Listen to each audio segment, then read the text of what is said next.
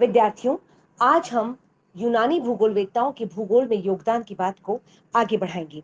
एरेटोस्थनीज की बात आज हम करते हैं। एरेटोस्थनीज पहले साइंटिफिक ज्योग्राफर माने जाते हैं जिन्होंने सबसे पहले बिल्कुल प्रामाणिक तरीके से और प्रामाणिक गणितीय सिद्धांतों के आधार पर विषुवत रेखा की लंबाई की गणना की, पृथ्वी की परिधि की गणना करने का प्रयास किया।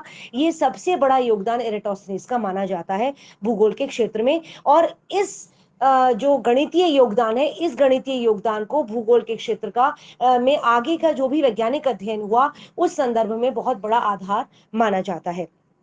भूगोल में यूनानी भूगोलवेत्ताओं के जो योगदान है उसमें जो नक्षत्र विज्ञान है, जो पृथ्वी का स्वरूप है, इसके संदर्भ में जो प्रामाणिकता है वो यहां से निश्चित रूप से प्रारंभ हुई मानी जा सकती है। एरेटोस्थनीज का सबसे जो प्रमुख स्थल रहा, जो उनकी कर्मस्थली रही, वो सिकंदरिया रही, जहां की लाइब्रेरी में वे लाइब्रेरियन के पद पर रहे।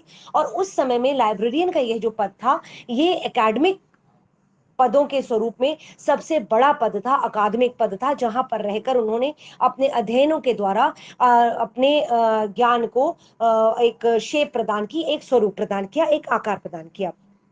एरेटोस्थनीज ने भूगोल के विषय को एक सिस्टमेटिक तौर पर, एक व्यवस्थित विज्ञान के तौर पर प्रस्तुत करने का भी प्रयास किया और उन्होंने अपने जो साइंटिफिक प्रिंसिपल्स थे उनके आधार पर विश्व मानचित्र की रचना करने का भी प्रयास किया।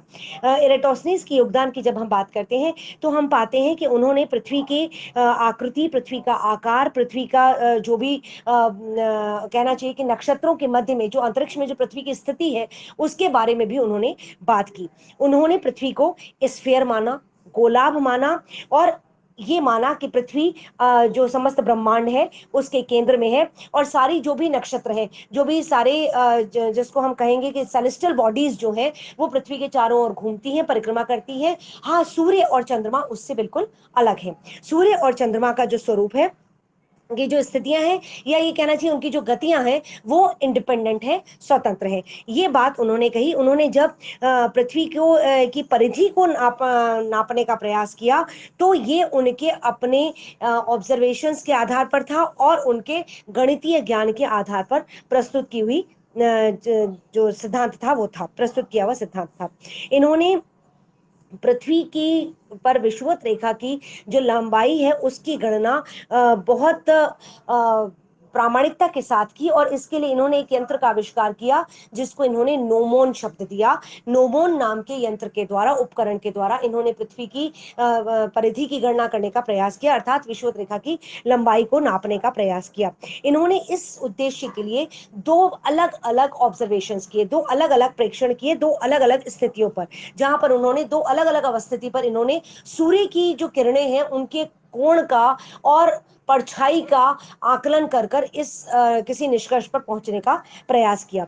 इनका जो पहला प्रेक्षण था वो साइन में हुआ। साइन नामक जो जगह थी वहां पर इन्होंने अपना पहला प्रेक्षण किया। ये इस जगह पर एक बहुत गहरा कुआं था जिसके केंद्र में जो हमारा वो जो समर सॉल्स्टाइस है, जो वसंतकालीन विषुव है, उस समय में जब सूर्य की किरणें कर्क रेखा पर या उत्तरी गोलार्ध में सीधी चमकती हैं, उस समय में यहाँ पर सीधी सूर्य की किरणें उस पानी में पड़ती थी। उस कुएं के पानी की गहराई को देखते हुए इन्होंने एक प्रेक्षण वहां पर किया और वो जो पानी में उसका जो स्वरूप बनता था, उसका जो रिफ्लेक्शन आता था, उस रिफ्लेक्शन को देखने के लिए दूर दूर से लोग उस समय वहां आते थे। वो एक टूरिस्ट सेंटर था बेसिकली, और उसके साथ बहुत सारी दंत कथाएं जुड़ी हुई थी। तो इन्होंने जब ये पाया कि साल में एक बार ऐसा होता है कि यहाँ पर सूर्य की किरणें बिल्कुल सीधी पड़ती हैं, तो इन्होंने उस कुएं को अपने प्रेक्षण का केंद्र चुना। उन्होंने ये कहा और माना, उन्होंने ये कहा कि ये वो केंद्र है जहां पर सूर्य की किरणें 90 डिग्री का कोण बनाती हुई पड़ती हैं।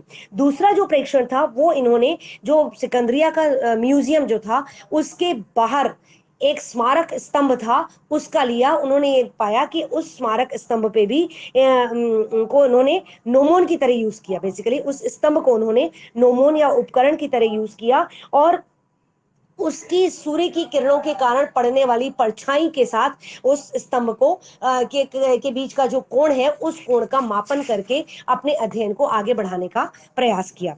इन्होंने इन सारी बातों को ध्यान में रखते हुए, इन दोनों प्रेक्षणों को ध्यान में रखते हुए जो एक थेल्स का जो विख्यात गणितीय सिद्धांत है कि जब किन्हीं दो पैरेलल लाइंस, जब किन्हीं दो समानांतर रेखाओं के बीच में एक तिरछी रेखा खींच दी जाए तो विपरीत कोण बराबर होते हैं। इस सिद्धांत का अनुकरण करते हुए अपनी बात की स्थापना की, अपने तथ्य को स्थापित किया या अपने प्रेक्षणों को एक निष्कर्ष तक पहुंचाया।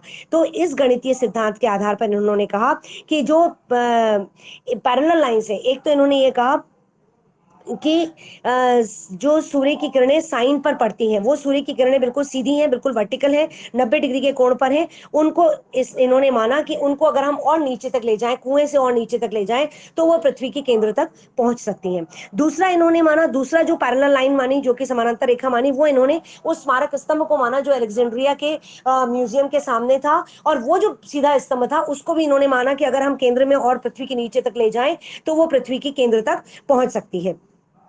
अब ये दोनों जब केंद्र तक पहुंचेंगे तो इन्होंने उसके बाद ये कोशिश की कि जो सूर्य की किरणें हैं जो कि इस लंबवत स्मारक की परछाई को दिखाती हैं, सूर्य की किरणें जब यहाँ पड़ती हैं तो उसकी परछाई जिस तरह की होती है, उनके बीच का जो कोण है उस कोण का आकलन इन्होंने अपने निष्कर्ष तक पहुंचने के लिए किया। अब जब इन्होंने इस हिसाब से ये ऑब्जर्व किया या ये अनुमान लगाया कि सूर्य की किरणें और जो लंबवत स्तंभ है उन दोनों के मध्य का जो कोण होगा वो सेंटर ऑफ अर्थ, जो केंद्र है पृथ्वी का, वहां पर उस कोण के बराबर होगा, क्योंकि उन दोनों के बीच में अगर हम तिरछी रेखा खींच देंगे तो वो पृथ्वी के केंद्र के पास भी वो कोण सेम होना चाहिए, क्योंकि ऑपोजिट एंगल्स जो है वो सेम होते हैं। तो जो ऊपर जो एंगल दिखेगा वही एंगल केंद्र पर भी होना चाहिए। इस बात को इन्होंने उस गणितीय सिद्धांत के आधार पर माना। इसके बाद इन्होंने कहा कि अब इन्होंने ये कहा जो कुल परिधि है, ये माना कि यहाँ पर ये जो कोण है, जिस कोण की बात इन्होंने की कि जो पृथ्वी के केंद्र पर भी सिमिलर होना चाहिए, ये इस कोण को इन्होंने पृथ्वी की कुल परिधि का 1/50वां हिस्सा माना। इन्होंने अपने ऑब्जर्वेशंस के आधार पे कहा कि 1/50वां हिस्सा ये पृथ्वी के केंद्र का, ये पृथ्वी के सर्कमफ्रेंस का, पृथ्वी की परिधि का ये कोण है। और उसके बाद इन्होंने साइन और अलेक्जेंड्रिया, साइन और सिकंदरिया के बीच की दूरी का मापन किया। उस समय में मापन इन्होंने खुद नहीं किया, उस समय में जो उपलब्ध लिटरेचर था, जो उपलब्ध पुस्तकें थी, उसमें जो मिस्र के लोगों ने, जो मिस्र के जो भी गणितज्ञ थे या जो भी ऑब्जर्वर्स थे, उन्होंने इसकी दूरी नाप रखी थी साइन और अलेक्जेंडर के बीच की, जिसको लगभग 500 मील माना जाता था। इन्होंने 500 को 50 से, क्योंकि 1/50वां हिस्सा इन्होंने इस कोण को माना था पृथ्वी की परिधि का, तो 500 को 50 से इन्होंने गुणा किया और इस हिसाब से इन्होंने बताया कि पृथ्वी का कुल जो परिधि है वो 25,000 मील की है, जिसको इन्होंने मतलब अपने जो भी ऑब्जर्वेशंस के आधार पर इन्होंने उसको 25,000 मील बताया। और ताज्जुब की बात यह है कि पृथ्वी की जो वर्तमान, मतलब बाद में जो भी वैज्ञानिकों ने परिधि का आकलन किया, वो 24,860 मील है।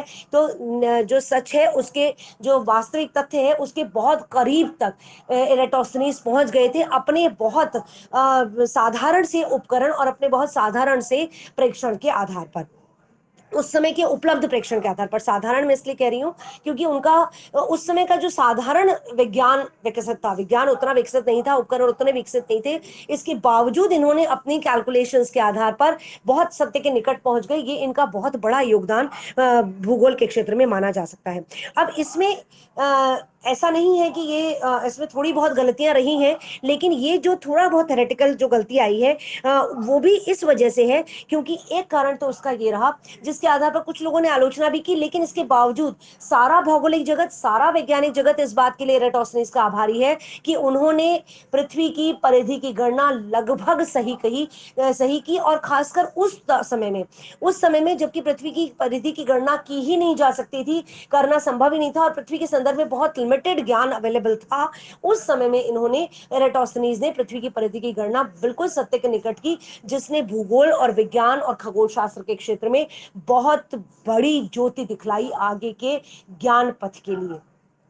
तो इसमें लेकिन जो गलती इनसे रह गई उसका भी एक बड़ा कारण यह है कि इन्होंने पृथ्वी को पूरा गोलाभ माना था, जबकि पृथ्वी थोड़ी सी, जो हम जानते हैं कि अपने अक्ष पर झुकी हुई है, ये जानकारी इन्हें नहीं थी। इन्होंने इसको संपूर्ण गोलाभ माना और इस वजह से, झुका हुआ इन्होंने नहीं माना, इस वजह से इनकी गणना में थोड़ी सी गलती दिखती है।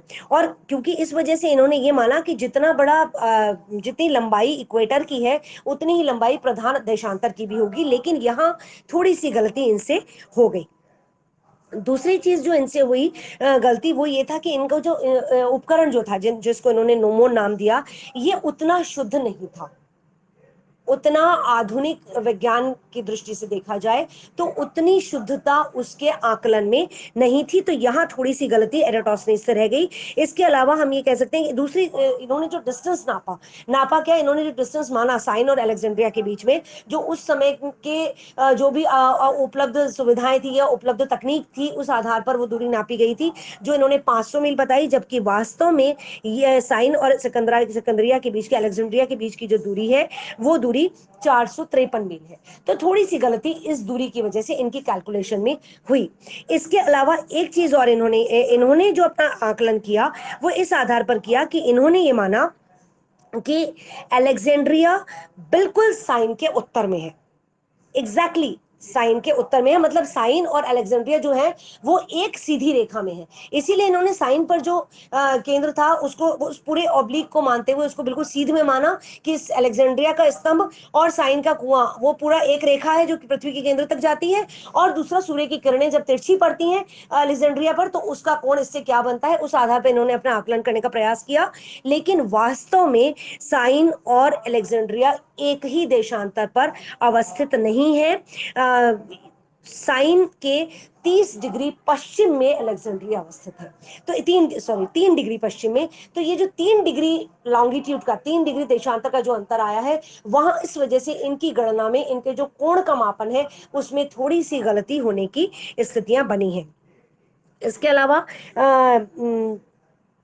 इन्होंने जो उस समय जो भी अध्ययन अपने किए थे, उन अध्ययनों में इन्होंने बिल्कुल गणितीय आधार पर किया, लेकिन क्योंकि ये जो फैक्ट्स थे, ये जो तथ्य थे, वहां गलतियां रही, इसलिए इनकी गणित, इनकी कैलकुलेशन भी थोड़ी सी गड़बड़ाई। लेकिन इसके बावजूद, इन गलतियों के होने के बावजूद और उस समय के सीमित संसाधनों और सीमित तकनीकी विकास के बावजूद, जब इन्होंने अपनी गणना को निकट के बहुत सत्य के बहुत निकट तक पहुंचाया, ये अपने आप में बहुत बड़ी बात है, अपने आप में इनका बहुत बड़ा योगदान है।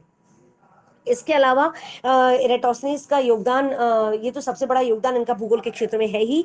एराटोस्थेनीज का योगदान भूगोल के क्षेत्र में इस दृष्टि से भी माना जाता है कि इन्होंने सूर्य और चंद्रमा से भी पृथ्वी की दूरी को नापने का प्रयास किया। इन्होंने चंद्रमा की दूरी 78,000 मील और सूर्य की दूरी पृथ्वी से 4 लाख मील बताई। हालांकि ये सच है कि इन्होंने ये जो गणना की, इसका कोई आधार कहीं नहीं मिलता है, कहीं लिटरेचर में, कहीं हमारे पुराने आख्यानों में, कहीं पुराने साहित्य में, कहीं पुराने जो भी हमारे ग्रंथ हैं उनमें, किन्हीं प्रकाशनों में ये इसका कोई आधार नहीं मिलता कि एराटोस्थेनीज ने ये गणना किस रूप में की थी, किस तकनीक के द्वारा की थी। और ये भी सच है कि इस गणना में गलती है, ये निकट, सत्य के निकट भी नहीं है, लेकिन इन्होंने ये प्रयास किया, ये भी खगोल शास्त्र में इनके योगदान के रूप में माना जाता है।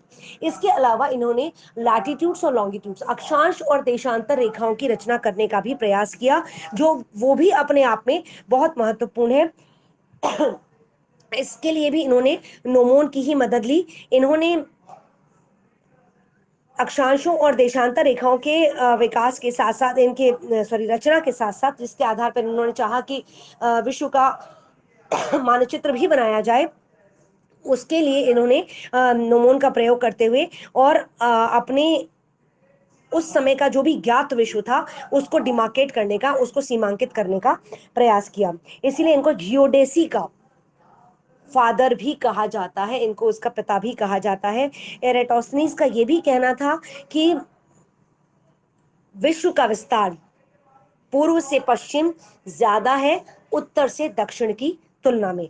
इनके अनुसार जो ज्ञात विश्व है उसकी लंबाई से लेकर, अटलांटिक सागर से, पश्चिम अटलांटिक से लेकर ईस्टर्न ओशन जिसको कि आज हम प्रशांत महासागर कहते हैं, मतलब वहां तक रही। और ये इनकी इन्होंने बताया कि ये जो लंबाई है ये 78,000 स्टेडिया, या जिसको कहना चाहिए कि 7800 7,800 मील इनकी, इन्होंने ये दूरी बताई, ये चौड़ाई बताई। और इन्होंने ये बताया कि उत्तर में सिनामन से और इसकी जो उत्तर से दक्षिण तक जो दूरी है वो 7800 मील है, या माफ कीजिए 38,000 मील स्टेडिया, या 3800 मील है। इन्होंने पूर्व से पश्चिम ज्ञात विश्व का विस्तार 7,800 मील और उत्तर से दक्षिण तक विश्व का विस्तार 3,800 मील बताया। ये थोड़ा सा अगर मेरे से कहने में गलती हुई है तो उसे आप सुधार लीजिए। पूर्व से पश्चिम 7,800 मील और उत्तर से दक्षिण 3,800 मील तक इन्होंने विश्व का विस्तार बताया।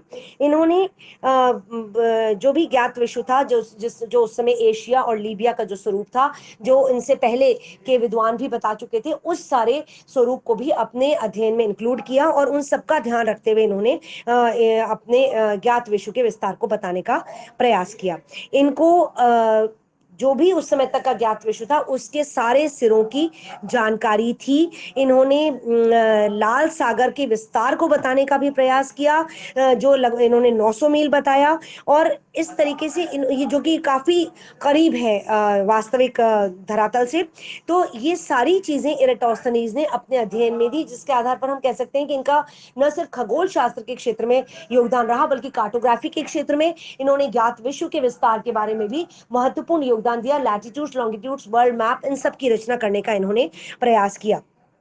और इन्होंने उस समय का जो ज्ञात विश्व था उसको यूरोप, एशिया और लीबिया, जो इनके पूर्ववर्ती विद्वान भी विभाजित कर चुके थे, इन्हीं क्षेत्रों में विभाजित करके, इन्हीं स्थलखंडों में विभाजित करके इन्होंने इन सबका विस्तार देने का प्रयास किया। एक और महत्वपूर्ण बात, एक और जो महत्वपूर्ण योगदान इराटोस्थनीज का है वो ये है कि इराटोस्थनीज ने अपने जितने जो भी अपने समय का ज्ञात विश्व था उसको ताप कटिबंधों में बांधने का भी प्रयास किया, ताप कटिबंधों में भी विभक्त करने का प्रयास किया। क्लाइमेटोलॉजी में ये इनका बहुत बड़ा योगदान माना जा सकता है, जो कि फिजिकल ज्योग्राफी का एक हिस्सा है।